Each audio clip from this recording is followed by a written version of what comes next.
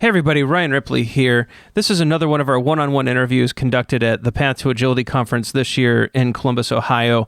This one's with Christopher Avery. Christopher is a practitioner of responsibility. He teaches people and teams how to not only be responsible people and teams, but how to take responsibility.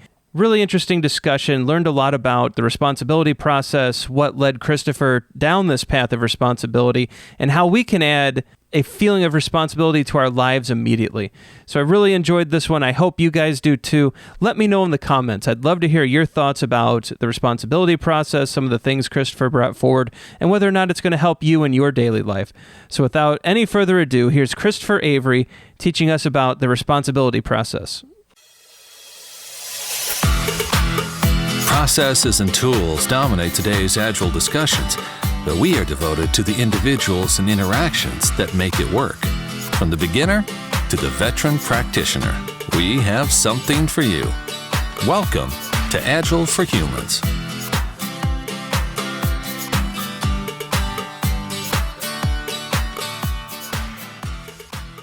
All right, we are back at the Path to Agility conference here in Columbus, Ohio. Joining me now, Christopher Avery. Christopher, how are you? I'm free, powerful, and at choice, Ryan. How are you?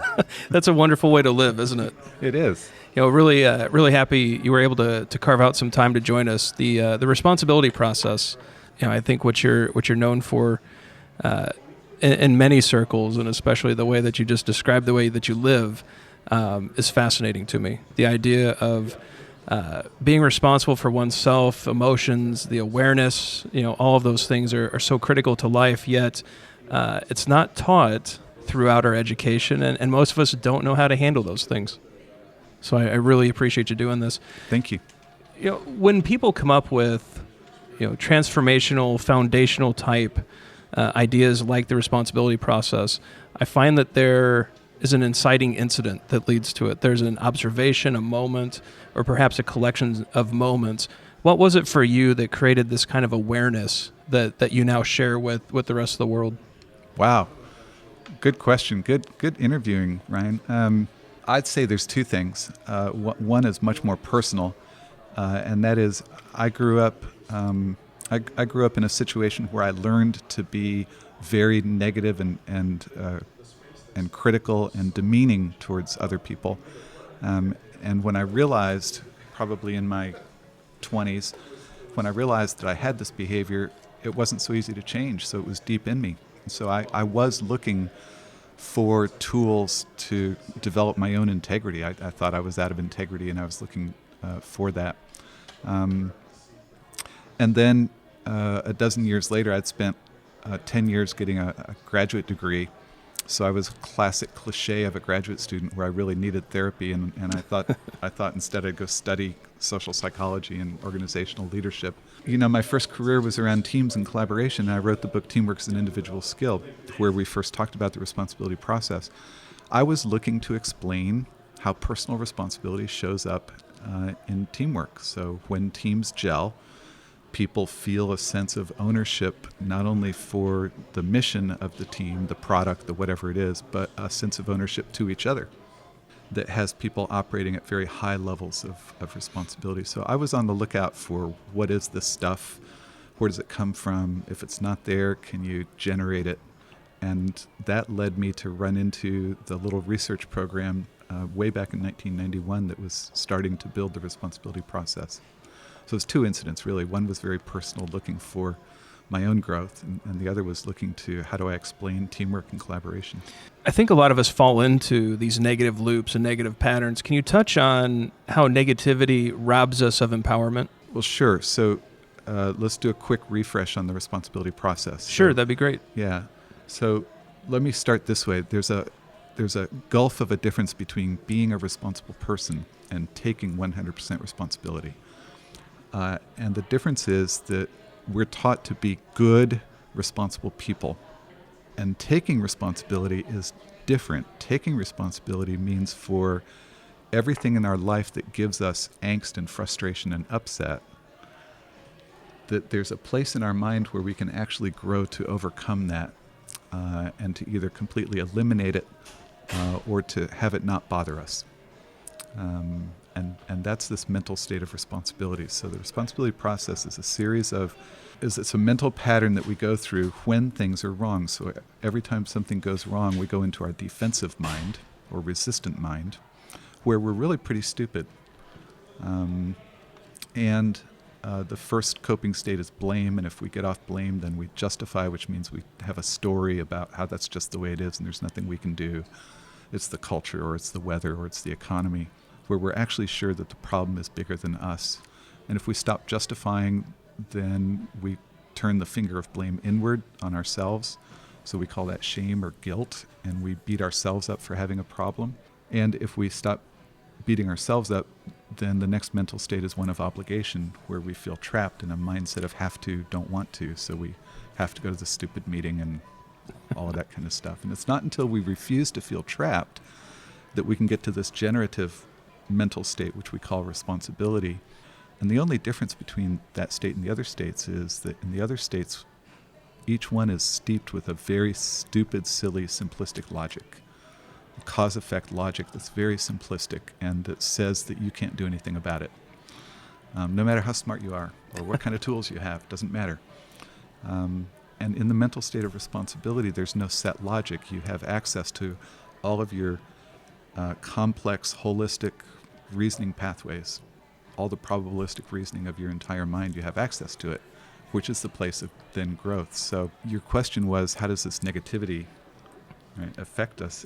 Essentially, it's how we stay stuck, and we stay stuck for long periods of time with these problems, not knowing what to do about them. It's a fascinating concept because I think it's one of those. Even this morning, there was a situation back home with my child, and that frustration sets in, and then you start thinking about why is this happening, and the guilt and the blame and the obligation, and through reading through your site, through having friends like Joe and some others who.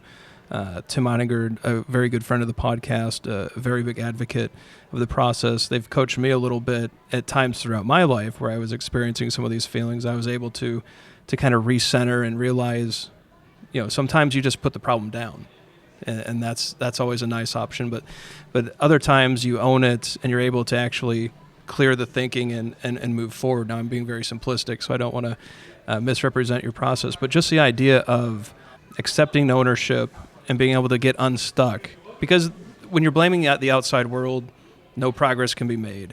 And that was a huge light bulb moment for me. It's, the weather caused this, but I can't change that. So what can I change, and how can I own this? And it's just been very, very important and influential to me as well. So I want to make sure I gave some appreciation for that. Well, thank you. I would, you call it my process, which I appreciate being connected to it, but it's actually a natural process. So sure. It's in every one of us. It's simply how we're wired. The to-do about it is we say there's 3 keys. And the keys to practicing responsibility are intention, awareness, and confront. And so what you're practicing when you put it down or decide to get past it is you're practicing having an intention of getting to a mental state where you can be an agent, where you can have choices. You're practicing awareness of being aware that you're in a mental state.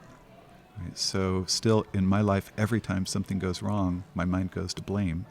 So Right. just because I've practiced it for 26 years doesn't make me immune to it. I still have the same disease the rest of us have. But I'm aware of my mental state like that, so I can get out of it. And confront is actually the ability to be with our own anxiety, be with our own fear, and challenge ourselves to be free, powerful in that choice, to refuse to be trapped, Right. and get into that mental state where we can start to problem solve. So you nailed it. The thing that has taught me most about life is marriage. And that's probably might be surprising to some, not surprising to others. But what I have found is applying some of these principles to my relationship with my wife has led to incredible growth between us. Mm-hmm. So instead of, I think a lot of couples and even teammates, right? So we could even take it to pair programming teammates or teammates on an Agile or Scrum team. They sit back and they say, if only this person would do this, or if only they would think like that, or if only they would agree with me. And then that builds and festers and causes a disconnect, and neither side knows why, right? There's the person who you're having these thoughts about has no clue that these thoughts are running through your head. And what I've found is, if I say, no, wait a minute, this problem's mine, right? My wife's not doing this because I have not asked her, or I have not made a case, or I have not put this forward, or my boss did not give me this project because I didn't put forward the skills or made my value known. Or when you shift it to things that you can actually own and take care of and execute, I have found the results are just first better, but you also grow as an individual. And so all facets of life, I think, was the point where I was going with this, is that it has such an incredible impact. It's not just Agile teams. I mean, you can improve your marriage, relationship with kids, co-workers. It's just very impactful, powerful stuff. Are you seeing those kinds of transformations as well, where it transcends the professional life and goes straight into personal and all these other areas? Oh, absolutely. That's why, I've said for years I have the best job in the world, because I get to bring this amazing message to people. Right. The responsibility process, truthfully, has nothing in particular to do with work. Sure. It has to do with being human. And we happen to be in an industry, the Agile industry, that's trying to figure out how to bring more humanity to the workplace, that when we raise humanity, we raise performance. Sure. Duh. Absolutely. Yeah. In your statement about the practice, we define responsibility as owning your power and ability to create, choose, and attract your reality. So what that means is that if you've been making your own decisions for more than a few years, you are the architect of your reality, which means you're the architect of your filters, your lenses through which you're seeing reality, which means if there's anything out there that you don't like, then it's something that you have created, chosen, or attracted to yourself, and which means you're the only one who can do something about it. So I think we all need help in this area. I think, as you said, this is how we're wired. The defense mechanism fires up first, and we're wired for that. And it's the learning, the awareness. If people are interested in learning more about how to build out this skill set, on how to have a life full of intent, so to say, or where they're empowered to make their choices and to make better choices, and to have the awareness when perhaps they're in that stupid mind state that we all find ourselves in it sometimes. How can they move forward with learning more about this great process? Let me make one quick statement about that, and I'll mention then three resources. First, the first thing to do is to realize that you're incredibly human. There's nothing wrong with you. Right. That you're operating normally. So then for resources, I've tried to keep a bunch of free resources at ChristopherAvery.com, 650 blog posts, all kinds of downloads. You can download a free copy of the Responsibility Process poster with the summary on the back in 27 languages from ChristopherAvery.com. In terms of if you want to dive in deeper, in September, we'll launch the Responsibility Process book. It's not been named yet, but get on my news and announcements list at ChristopherAvery.com, and you'll find out when the book comes out. And, there's a lot of people involved in the Leadership Gift Program. So the Leadership Gift Program is an e-learning program that has online materials, has live web meetings, has a community, and it's all people who are working on practicing and mastering responsibilities so that they're better leaders and better coaches. And anybody in the world can join, and just check out the Leadership Gift Program at the subdomain the.leadershipgift.com. So the.leadershipgift.com. And I think at this point in time, you have a code that people can use for... Thank you for reminding me. Yeah. So for people that want to get involved this summer, summer is a great time to get involved, and it's often a time that people are doing other things. So we're offering a promo code GROW, all lowercase, and it'll get you $50 off your first month in the program, or $100 off if you do the annual membership. That's great, and we'll be sure to get all of this in the show notes for people, along with a reminder for that GROW code that people can use for those great savings. So really appreciate you bringing that forward.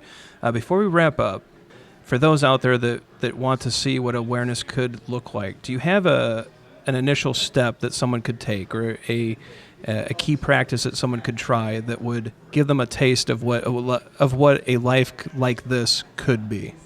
Really good question.